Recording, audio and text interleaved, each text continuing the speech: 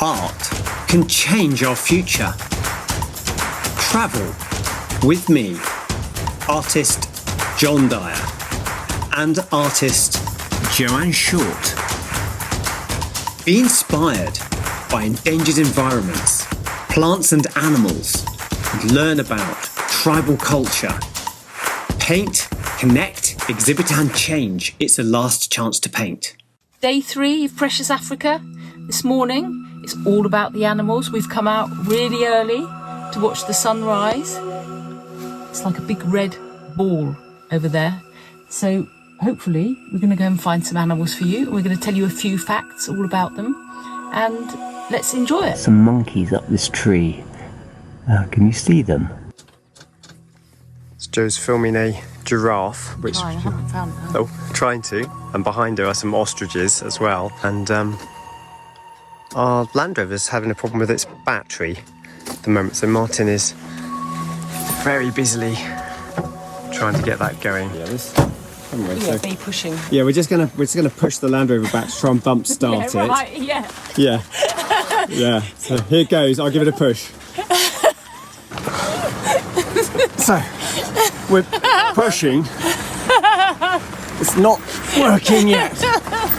One stays very heavy. Well, thanks for helping. I'm not stopping. Oh, we've got some assistance now. Land Rover Defender weighs over 2.5 tons, so this is tricky. But So in another plan, we're going to be pushed by this Toyota Land Cruiser, just on the edge of the bumper. yeah, that's more like it. Yeah, but we're on. Hey Martin, that's great. We just need to buy a new battery. So, Joe, is it true that the black and white stripes on zebras are so that when the flies, the tsetse flies, go to the zebra, they actually fly straight through the black stripes because they're holes, so the zebra doesn't get bitten? Is that right? Well, not really, not quite. The black and the white is to confuse the flies. So the flies think that the black is a hole, so the chances are it's less likely to land on the zebra. But it's not actually a hole. It's not actually a hole, no. That's really funny, zebra crossing. So, our guy just pointed out that this is actually a zebra crossing. Look at this incredible elephant. See how it's using its trunk? It sucks up water up to 8 litres at a time. It puts it straight into its mouth, and it also picks up the weed from that beautiful lagoon it's in to eat. These are warthogs. So this is buffalo. This is one of the big 5. Look at it, it's huge with its horns. They're actually a really dangerous animal, and they will work as a herd. So it's an animal to avoid. You don't want to get caught up with a few buffalo. A herd of buffalo are also called a gang, which is really funny. But they're so dangerous, and they can be so heavy that they are the weight of a grand piano. So, team to the rescue, we need a new battery for our Land Rover. It's not been a big deal because we got it going, but Elizabeth has come out. You met Elizabeth yesterday in the video, and she's got a new battery for us, so we're all good to go. Oh, look at the hippos, and look at that bird, cheeky bird, sitting on the back of the hippo. And then to the right hand side, I think that's a baby hippo. So these elephants are wallowing, literally having a mud bath. So the mud will act as a sunscreen for them. Can you see that with the trunk? Throwing it up onto their back, which would get completely roasted during the day. There's a baby underneath. Yeah, mum's just giving a bit more mud to the baby. Beautiful. These are pelicans, and Martin says they're bigger than chickens. So that's your fun fact of the day. They're preening themselves to keep their feathers in good condition so that they can fly. I feel a fun fact coming up by Phoebe about ostriches sticking their head in the sand. Is this true, Phoebe? Yes. They actually put their head in the sand. Yeah, they do. So they put their head in the sand because they're feeding and they're looking for bugs and insects. So that's very interesting, isn't it? Look at the size of those legs.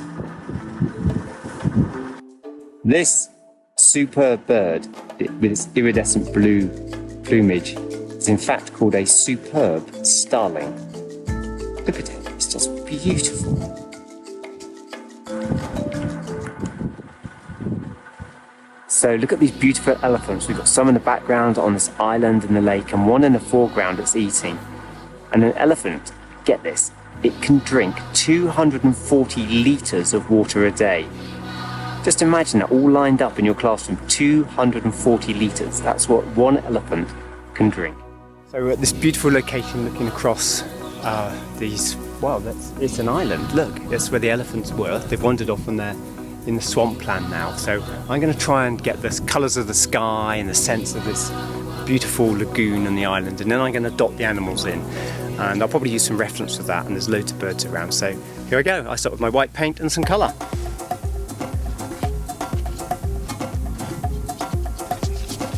It's so hot here, my paint is going to dry really quickly, so I work really quickly because of that. But also, it's actually really nice to work fast when you're painting sometimes. And often in life we set out with a pencil drawing and end up colouring it in, but you could try being slightly more vigorous. Maybe not as much that the paint goes everywhere in your classrooms, please don't do that, but it can be a very energetic experience as you start the painting, and very reactive as well. So I can immediately see I need more colour here. I bring this sort of greeny blues down, and I'm blending the paint, mixing the colour as I go. So I'm not trying to mix it in the paint palette first. I'm actually allowing the colours to mix on my canvas. Now I know what colours this is going to make, but you can learn, and the only way to learn is by painting. And I'm painting the African landscape. It's a super important environment that needs a lot of protection and understanding. So if you look down in the foreground, there's some beautiful zebra munching away, and over there are the elephants, and they're sort of lying down in the heat of the day in the water to try and cool down. And all around us there are blue, iridescent blue and yellow birds flying round and round. So I'm now developing the next part of my painting, and you can see I'm just bringing in some of the colours of this landscape behind me as the paint dries. And once I've done this, then I can start to look to bring in some of the foreground elements like the trees that all the birds are on. So what is it that you're doing now on your painting? I'm battling with the wind mainly. It's so windy up here, it's unbelievable. Africa's a windy place, guys. I'm just putting the wildlife in here, and as predicted, all the elephants have moved here, but they're quite hard to see, so I'm using a field guide. These are great, you can get these very inexpensively online, and it just shows the outlines of all the animals, and I've got many of these, so I'm using these to get the shape right for an elephant.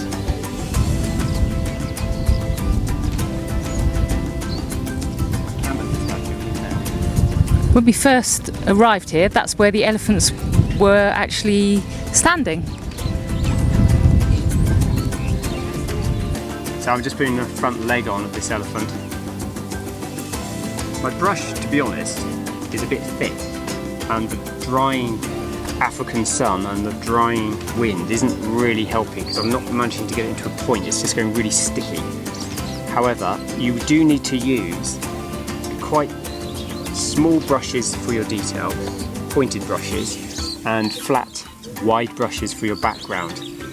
Each brush has a special case, but those are your two basic ones, and those are the two that I use.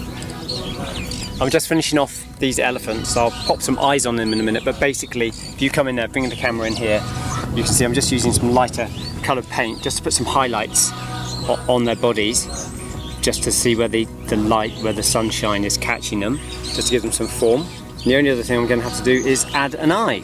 It's still incredibly windy, but the eye is about, let's have a look, it's about here.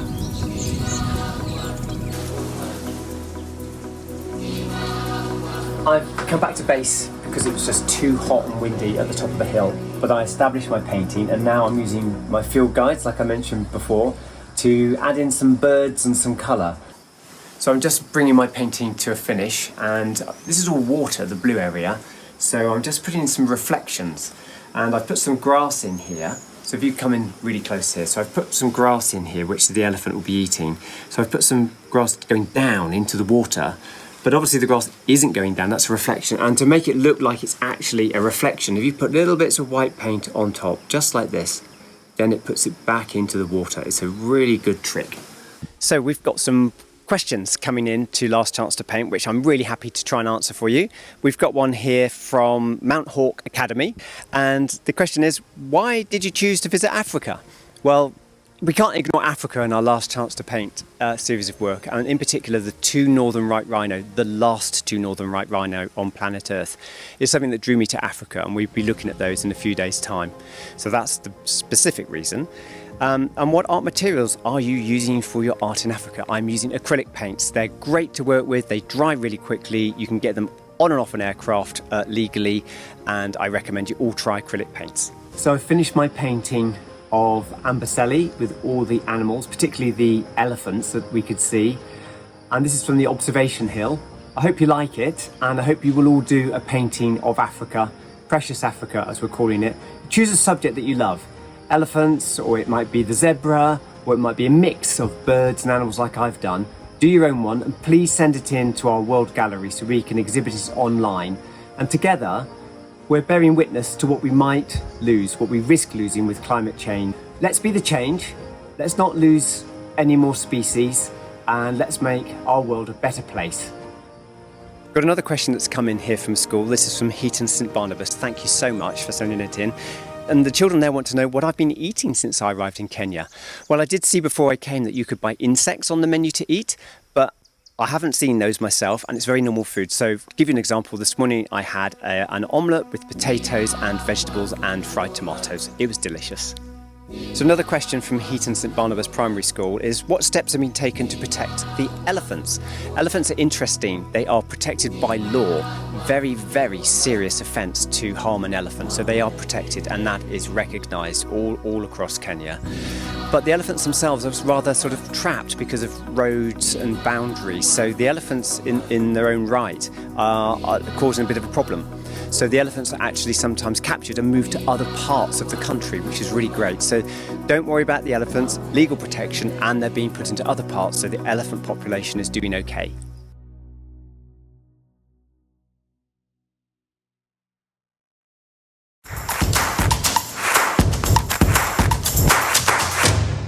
We've got a field guide with us, and we've managed to work out that these are birds.